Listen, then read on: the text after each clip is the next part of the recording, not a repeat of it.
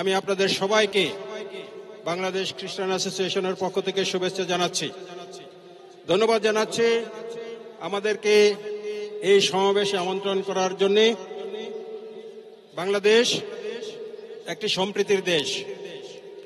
এই দেশে আমরা হিন্দু, মুসলিম, বৌদ্ধ, খ্রিস্টান, বাঙালি, আদিবাসী যুগ যুগ ধরে একসাথে বসবাস করে আছি এবং এই সংস্কৃতি পৃথিবীর অনেক দেশেই নেই, কিন্তু বাংলাদেশে আছে। সেটা আমরা সেই জন্য গর্ববোধ করি এবং এই দেশ আউলিয়াদের দেশ। আউলিয়ারা যখন এসেছিল এই দেশে, এই ধরনের শিক্ষা ওনারা আমাদেরকে দিয়েছেন এবং সেই শিক্ষা এখনো সেটা লালন পালন করা হচ্ছে। আমরা খুবই আনন্দিত যে ইসলামী আন্দোলন আজকের এই সমাবেশের আয়োজন করেছে। আপনাদের যে দাবি, সংস্কারের প্রশ্ন যেটা এসেছে, পিয়ার পদ্ধতি,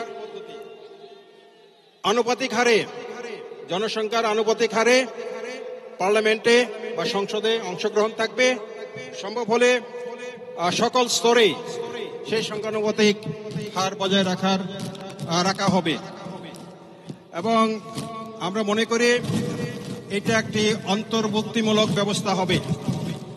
এখন আমরা যেটা লক্ষ্য করেছি, নির্বাচন পদ্ধতি বর্তমানে যেটা বিদ্যমান রয়েছে, এখানে আমরা যারা সংখ্যায় খুবই কম, আমাদের অংশগ্রহণের সুযোগ নাই বলতে চলে। খ্রিস্টান সম্প্রদায়ের পক্ষ থেকে এবং বৌদ্ধ সম্প্রদায় আমরা সংখ্যায় খুবই কম।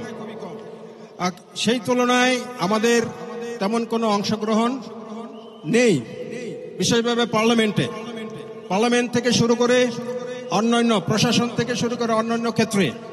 কিন্তু এই পিয়ার পদ্ধতি যদি থাকে, অ্যাটলিস্ট এই জনসংখ্যার অনুপাতে যদি পার্লামেন্টে আমাদের প্রতিনিধিত্ব থাকে, অন্যান্য ক্ষেত্রে যদি প্রতিনিধিত্ব থাকে স্থানীয় প্রশাসনে, তাহলে পরে সেটা কমপক্ষে কিছু ভূমিকা এবং কিছু অংশগ্রহণ সেখানে থাকবে এবং আমাদের অধিকারের কথা আমরা বলতে পারবো। আমি আমার বক্তব্য দীর্ঘায়িত করতে চাই না। আমি সাফল্য কামনা করি এবং আমাদের পীর সাহেবের যে নেতৃত্ব এবং সেই নেতৃত্বে বাংলাদেশ এগিয়ে যাবে এবং ইসলামী আন্দোলন বাংলাদেশে বিকশিত হবে, সেই আশাবাদ ব্যক্ত করে আপনাদের সবাইকে আবারও শুভেচ্ছা জানিয়ে, কৃতজ্ঞতা জানিয়ে বাংলাদেশের খ্রিস্টান সম্প্রদায়ের পক্ষ থেকে আমি আমার বক্তব্য শেষ করছি। ধন্যবাদ আপনাদের সবাইকে।